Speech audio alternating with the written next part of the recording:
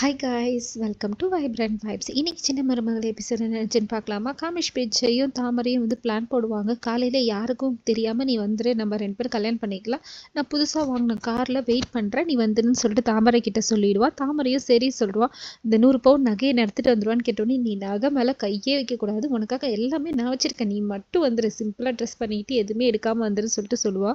தாமரையும் சரின்னு சொல்லிட்டு தாமரையும் சாவித்திரியும் சரின்னு சொல்லிட்டு யாருக்கும் முன்னாடி நான் எந்திரிச்சு போயிடுறோமான்னு சொல்லிட்டு பிளான் பண்ணிட்டு வெளியில பார்ப்பாங்க. வெளில வந்தா ஈஸ்வரியும் சித்ராவும் இவங்க ரூம் வாசல்லே பாய் தலைக்காணி எல்லாத்தையும் போடுவாங்க வீட்டு வாசல்லையே. அப்பதான் யாரும் எங்கேயும் போக முடியாது சொல்லிட்டு இவங்களுக்கு இதை பார்த்தோன்னே ஷாக் ஆயிட்டு, இவங்க 2 பேரும் இங்க என்னமா பண்றாங்கன்னு சொல்லிட்டு கிட்ட போய் கேட்பாங்க. இங்க என்ன பண்றீங்க? நிலக்கடல் வாசல்லே பாய போட்டிருக்கீங்கன்னு சொன்னோன்னே, இல்லை ஒரே இடத்துல படுத்தா தூக்கம் வர மாட்டுதா நீ, அதனால தான் நான் இங்கே போட்டிருக்கேன் சொல்லிட்டு சொன்னோன்னே, என்ன இங்கே போய் போட்டிருக்கீங்க, யாராவது நடக்க வேணாமா? ராத்திரி எல்லாரும் தூங்குனதுக்கப்புறம் யார் நடக்க போறா, எல்லாரும் எந்திரிக்க முன்னாடியே நானும் எந்திரிச்சிட போறேன்னு சொல்லிட்டு சொல்லுவா.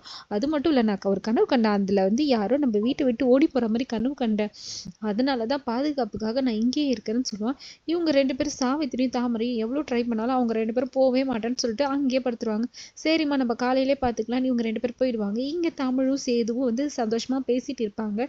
அப்போ சேது நான் தாமரை கிட்ட எல்லாம் கரெக்டாக தானே பேசினேன், தமிழ் கிட்டோன்னே கரெக்டாக தாங்க சொன்னீங்க, அவங்க கேட்குறாங்களோ கேட்கலையோ சொல்ல வேண்டிய இடத்துல நீங்க இருக்கீங்க, சொல்லி தானே ஆகணும், நீங்க பேசுறது எல்லாமே சரிதான் சொல்லிட்டு சொன்னோன்னே, சேது பாரு நம்மளே வயசுல சின்னவங்க, ஆனா நம்ம மற்றவங்களுக்கு அட்வைஸ் பண்ற மாதிரி பெரிய மனுஷங்க மாதிரி நம்ம நடந்துக்கிறோம்.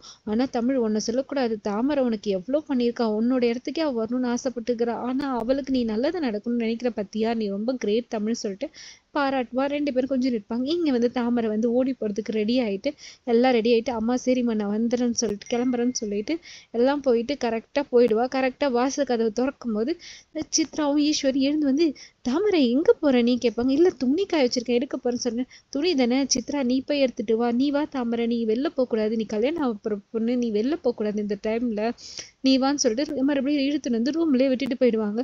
தாமரை என்னம்மா ஆரம்பிச்ச இடத்துல இழுத்துன்னு விட்டுட்டு போயிட்டாங்க இவங்கன்னு சொல்லிட்டு ஒண்ணுமே புரியாது. உடனே காமேஷ் பிச்சை கிட்ட இருந்து ஃபோன் வரும். ஃபோன் தாமரை உனக்காக தான் எல்லாம் AK-47 என் ஆளுங்கெல்லாம் வெளில வெயிட் பண்றாங்க, நீ வா வெளிலன்னு சொல்லிட்டு வேணுமே கூப்பிடுவான்.